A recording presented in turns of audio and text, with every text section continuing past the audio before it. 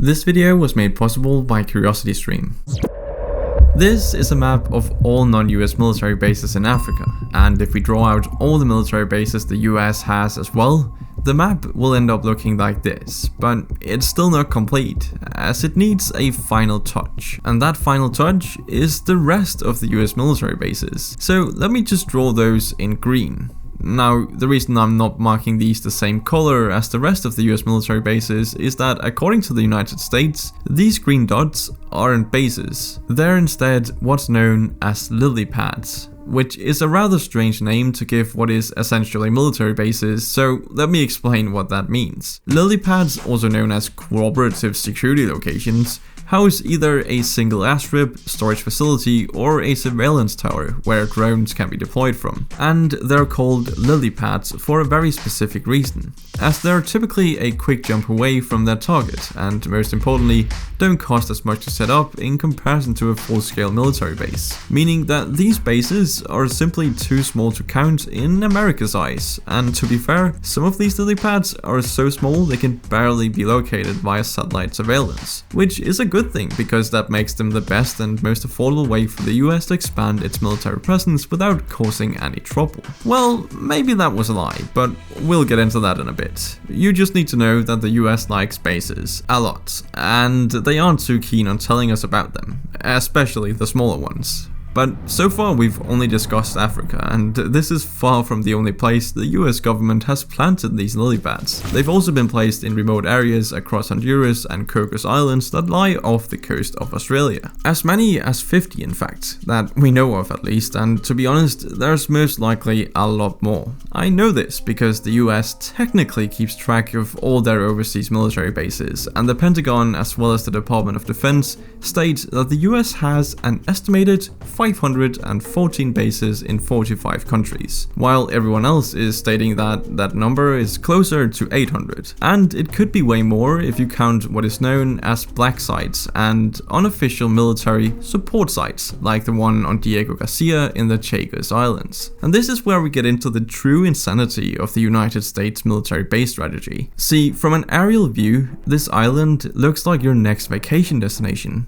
But don't be fooled, because as you move closer, the blocked buildings and strange structures reveal the result of billions of dollars, state secrets, and some pretty gruesome forced evictions, all to establish this base. Diego Garcia is, however, a British territory on the Indian Ocean, but since it's close to the Middle Eastern region that the US has a vested interest in, they decided they really wanted it, and they wanted it so bad in fact that they began mass evictions of all locals, known as Chagosians. And just so we're on the same page here, the US and UK governments labeled this island as uninhabited to the public. So we knew nothing about this. And the things that happened here are so gruesome they are hard to talk about. I mean, they went as far as gassing the locals' pet dogs as a show of seriousness. So yeah, the Chagosians were deported to Mauritius and the Seychelles, which, by the way, is ridiculously far away from their homeland. And today, they make up some of the poorest in their exiled countries, and recent campaigns for locals to return home have been ignored or swept under the rug. Billions of dollars were poured into the Navy and Air Force base here, as well as a secret, unacknowledged CIA black site. From this base, the Gulf War, the Iraq invasion, and the Afghanistan War were waged, without knowledge of the greater public. And thanks to those evictions, there were no human witnesses outside the UK and US military. Truly gruesome, insane, but also, I guess, quite effective. This same site did, however, come under international scrutiny for allegedly hosting a rendition program, which means it was a torture and detainment facility that made the reports coming out of Guantanamo Bay seem like light reading. But worst of all, Diego Garcia is still in operation today, and it's a blueprint for newer sites like the one in Turku Nisha, connected to a small commercial airport in the Sahara. This nameless base was initially built as a small launching pad for drone strikes that would affect terror cells in the North and West African region. The base has had little recorded drone activity, but it has all the necessary tools should the occasion arise, as recent satellite imagery has revealed an MQ-9 Reaper drone that can be launched to nearby Libya, Somalia, and even Yemen, where American troops are few. The same MQ-9 Reaper can be seen in another pop-up base base in Turku Nisha, which is quickly losing its lily pad status as over $110 million has been spent to expand its facilities. Though both bases are obviously growing, AFRICOM and CIA spokespeople declined commentary on the nature of their presence in these bases, which, to be fair, I didn't really expect either way. I mean, why would they disclose anything to the public? You know, the people who funded the whole thing.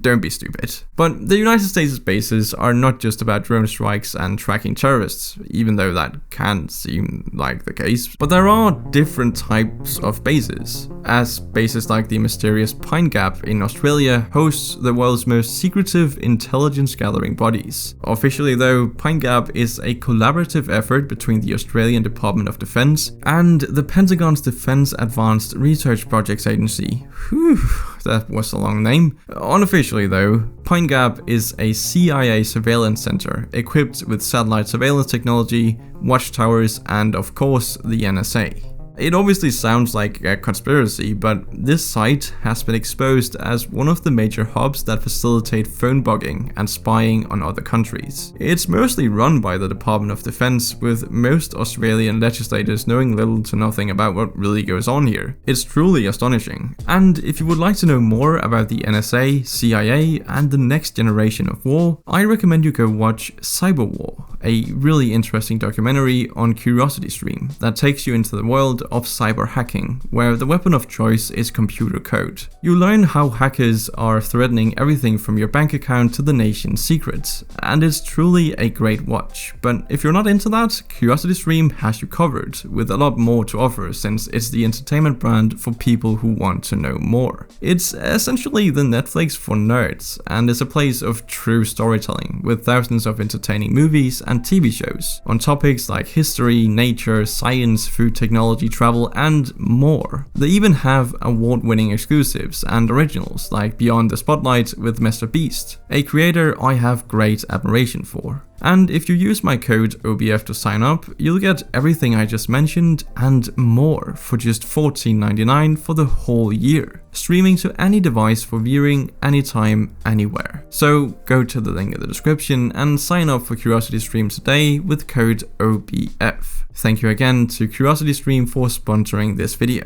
Alright, so the US base strategy is completely insane, but if you ask them why it's necessary, they will always say something along the lines of it's for national security and global peace or whatever, which is great and all. I mean, I would love it if world peace became a reality, but considering we know for a fact the United States already has more bases around the world than all other nations combined, and they still haven't achieved anything close to world peace, that might not be in the realm of opportunity, but let's see. What amazes me though is the fact that the US military has a presence in nearly every nation on Earth, and that's seen as normal. But it's almost unthinkable to imagine a foreign base on US soil. I mean, it just goes to show how good the US is at negotiating and collaborating with these nations. And it seems no matter how prickly the deal is, they'll happily set up a base quickly and efficiently, especially when focusing on new threats like China and Russia.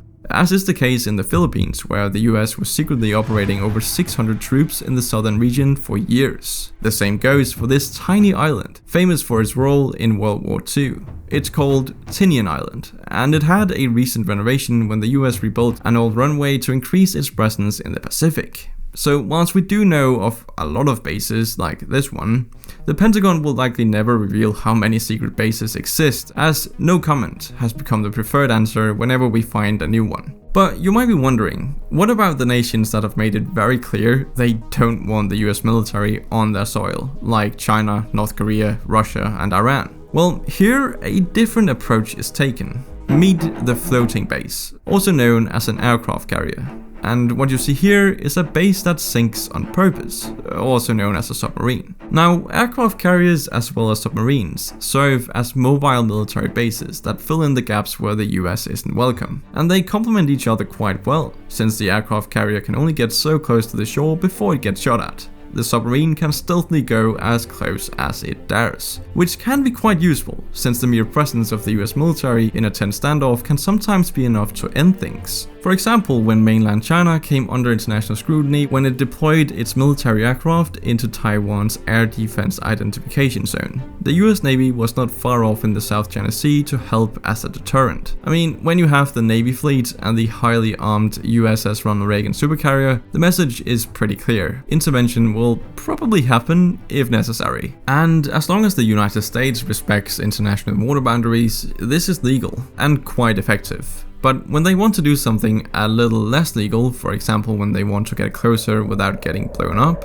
well, then they have the USS Seawolf. Diving at over 490 meters, the USS Seawolf class is not a vessel you'll hear of often, and with good reason. Its movements are completely untraceable and it's powered by a nuclear reactor, which makes it able to run for decades without refueling. There are 3 rumored Seawolf submarines, and rumored is truly the right word to use here, because the location, movements, and confirmed sightings are few and far between, as the Seawolf hasn't been sighted in years, and the closest we've come to seeing it in action is an awkward encounter with a polar bear in 2003. And I know this sounds like something out of a James Bond movie, but it's just one of the many defense tactics the United States uses. What's kinda strange though is the fact that this submarine has its own website, but it's blocked for civilians like you and me, and I guess that's totally fair, but why even have a website like that to begin with? Why not at the very least call it something else? But anyway, the USS Seawolf has only had a few recorded movements through its lengthy time in service, and one of those movements was quite curious, as it saw the USS Seawolf deployed from Bremerton Port in Washington, only for it to appear in Norway just a month later. And when you look at a map, it's hard to draw a route from Washington to Norway that could be accomplished in just a month with submarine speeds. But that's because the USS Seawolf didn't take a normal route. Instead, it traveled under the Arctic ice, which is just another testament to how expansive the US overseas military presence really is. And it's no wonder the United States has the highest defense budget globally. Well, that might be a bit of an understatement, as the US truly is in a league of its own when it comes to military spending. 2 things are for sure though: it's absolutely insane and it leads to some problems, as these bases are simultaneously encouraging proper conduct like the China and Taiwan situation, whilst provoking feelings of intrusion and broken sovereignty in the host nation like the despised base in Okinawa. Ultimately, they pose as a power that invites challenge, and it begs the question, will these bases by mere existence cause the wars they were created to prevent?